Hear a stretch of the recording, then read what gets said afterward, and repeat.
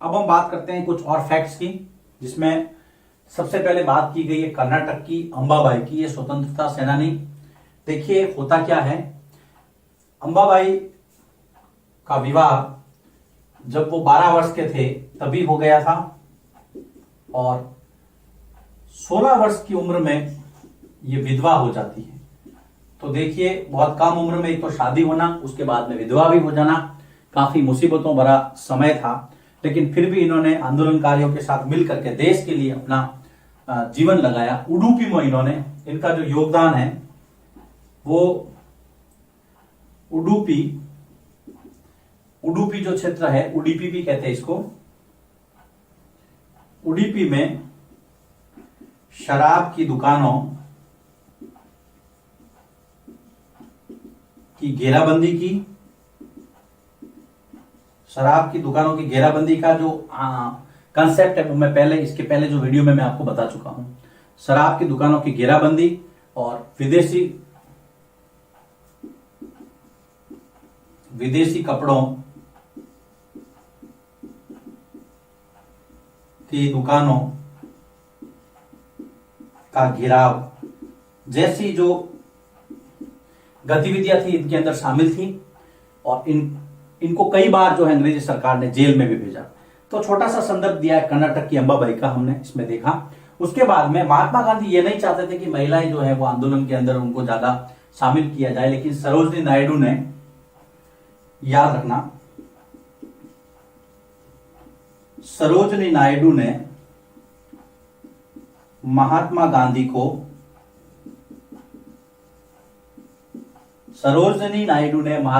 को महिलाओं की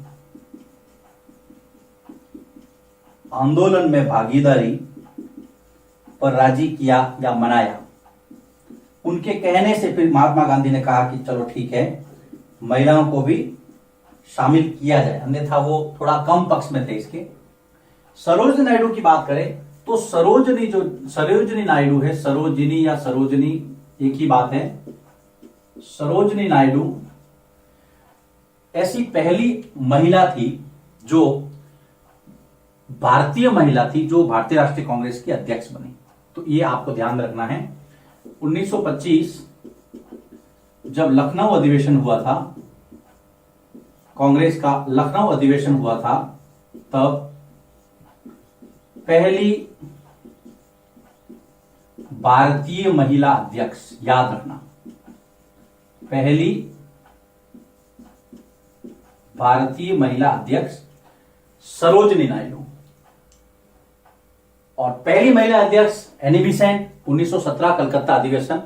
वो हम यहां पे वो नहीं लिखूंगा मैं, सिर्फ मैंने आपको बता दिया, हम सिलेबस के अकॉर्डिंग चल रहे हैं। उसके बाद में बात करते हैं फॉरवर्ड ब्लॉक की। तो सुभाष चंद्र बोस ने 1 मई 1939 सुभाष चंद्र बोस ने कांग्रेस छोड़ करके फॉरवर्ड ब्लॉक की स्थापना की। फॉरवर्ड ब्लॉक की स्थापना, कांग्रेस में अध्यक्ष पद को लेकर के उनका विवाद हुआ था। गांधी जी ने पट्टाभी सीतारामैया को 1939 के अंदर कांग्रेस प्रत्याशी बनाया था। हालांकि पट्टाभी सीतारामैया हार गए थे, लेकिन फिर भी गांधी जी ने कहा कि मैं कांग्रेस छोड़ दूंगा। तो इन्होंने कहा, सुभाष चंद्र बोस ने, कि आप कांग्रेस मत छोड़िए, देश को, कांग्रेस को आपकी मुझसे ज्यादा जरूरत है। फिर उन्होंने 1 मई 1939 को फॉरवर्ड ब्लॉक की स्थापना की थी सुभाष चंद्र बोस ने, और वो आजाद हिंद फौज से भी जुड़े, सुभाष चंद्र बोस द्वारा। फॉरवर्ड ब्लॉक 1 मई 1939, और फिर ये आजाद हिंद फौज से भी जुड़े। जय हिंद, है ना।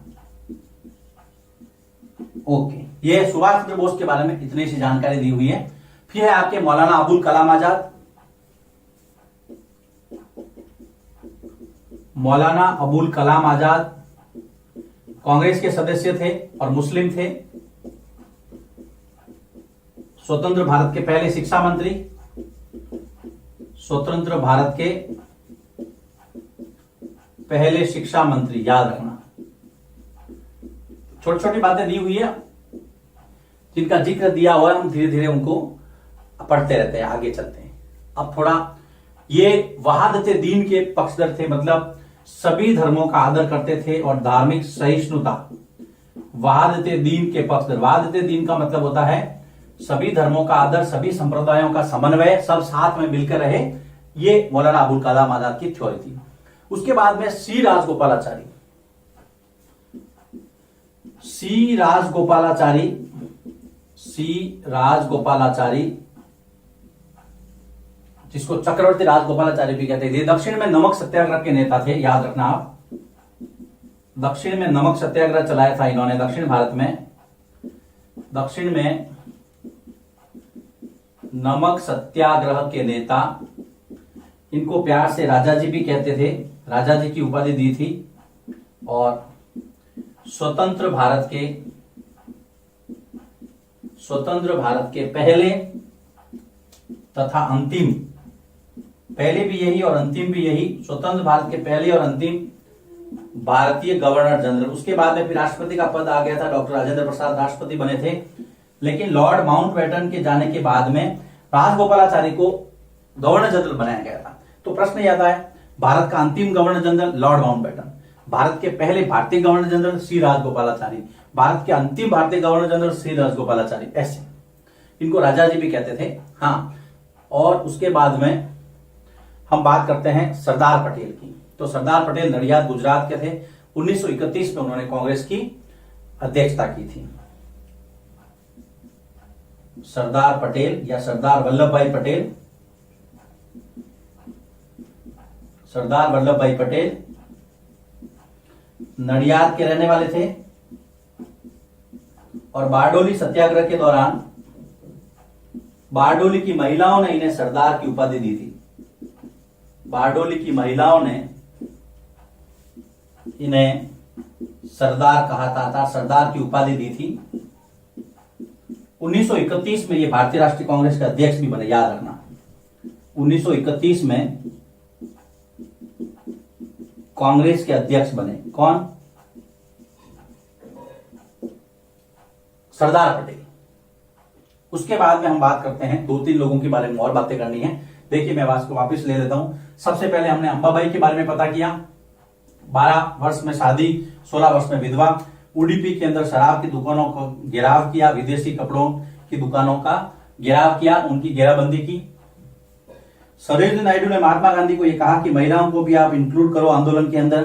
तो सरोजिनी नायडू को कहने पर गांधी जी ने इनको शामिल किया। सरोजिनी नायडू 1925 कांग्रेस के लखनऊ अधिवेशन में पहली भारतीय महिला अध्यक्ष बनी। याद रखना, कांग्रेस जरूर याद रखना। अधिवेशन किसका? कांग्रेस का अधिवेशन। ओके।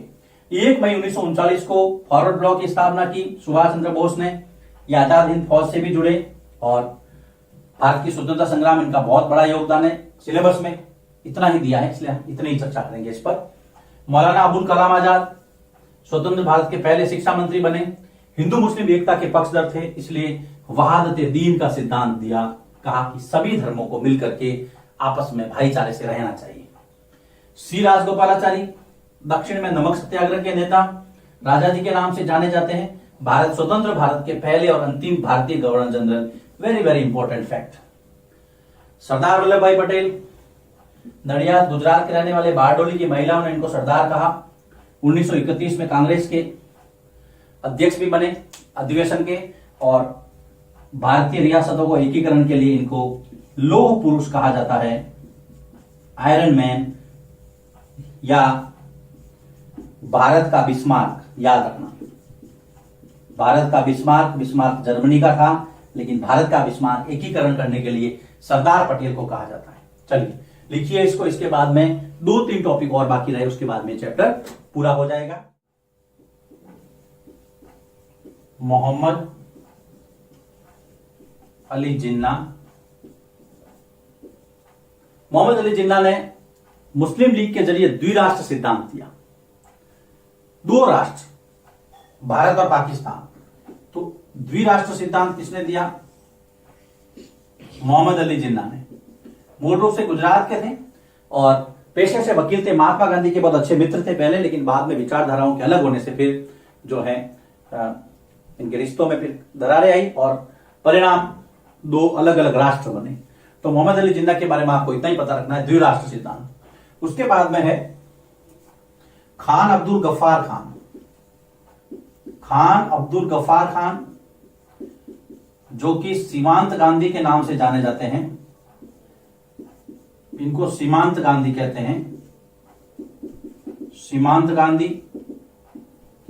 बादशाह खान, ये उत्तर पश्चिम के गांधीवादी नेता थे, उत्तर पश्चिमी प्रांत के पख्तून नेता। इन्होंने एक संस्था स्थापित की थी, खुदाई खिदमतगार, खुदाई खिदमतगार के संस्थापक कौन? खान अब्दुल गफ्फार खान। बादशाह खान भी कहते हैं, पख्तून नेता, उत्तर पश्चिमी जो आपके सीमांत प्रांत थे, है ना, पंजाब पाकिस्तान से लगते हुए, ये इस तरह से। फिर उसके बाद में अन्यत्र जो टॉपिक है आपके चैप्टर के अंदर सबसे लास्ट में, कि 1957 में अफ्रीकी देश गाना स्वतंत्र होता है। उपनिवेशवाद से मुक्ति मिली इसको, अफ्रीकी देश गाना, जिसको पहले गोल्ड कोस्ट कहा जाता था। घाना की स्वतंत्रता 1957 में घाना को स्वतंत्रता मिली, और यहां के जो नेता थे उनका नाम दिया है कुआमे नक्रूमा। याद रखना, मुख्य नेता कुआमे नक्रूमा, कुआमे नक्रूमा। जैसे भारतीय राष्ट्रीय कांग्रेस ने यहां पर लीड लिया था, वैसे यहां पर जो कन्वेंशन पीपुल्स पार्टी थी उसने लीड लिया था, कन्वेंशन पीपुल्स पार्टी, ये इनकी पार्टी थी। ओके, तो ये छोटी छोटी बातें हैं जो आपके चैप्टर में दी हुई थी, मैंने कोशिश की है सबको समेटने की। मोहम्मद अली जिन्ना, द्विराष्ट्र सिद्धांत, द्विराष्ट्र मतलब दो देश, भारत पाकिस्तान। खान अब्दुल गफ्फार खान भारत पाकिस्तान विभाजन के विरोधी थे, इनको सीमांत गांधी, बादशाह खान भी कहा जाता है, दो अलग अलग उपाधियां हैं। उन्होंने खुदाई खिदमतगार संस्था की स्थापना की, उत्तर पश्चिम प्रांत से आते थे, वो पख्तून नेता थे। फिर गाना गोल्ड कोस्ट जिसको कहा जाता है, अफ्रीकी देश की स्वतंत्रता 1957 में, वहां की जो पार्टी थी कन्वेंशन पीपुल्स पार्टी, और लीडर थे कुआमे नक्रूमा। इस प्रकार से 13+2 15 वीडियो इस चैप्टर के बने हैं। ये चैप्टर पूरा हो गया। इसके साथ ही इतिहास कक्षा 8 के सारे वीडियो लेक्चर कंप्लीट। आप लोगों के सहयोग और प्रेरणा की वजह से मैं ये कर पा रहा हूं, और मैंने किया है। तो आप लोगों से उम्मीद है अपने सजेशंस मुझे लगातार देते रहेंगे, और आने वाली जो कक्षाएं हैं, कक्षा 9, 10, उसके लिए भी हम कोशिश करेंगे कि इस प्रकार का कंटेंट आपको अवेलेबल करवाया जाए।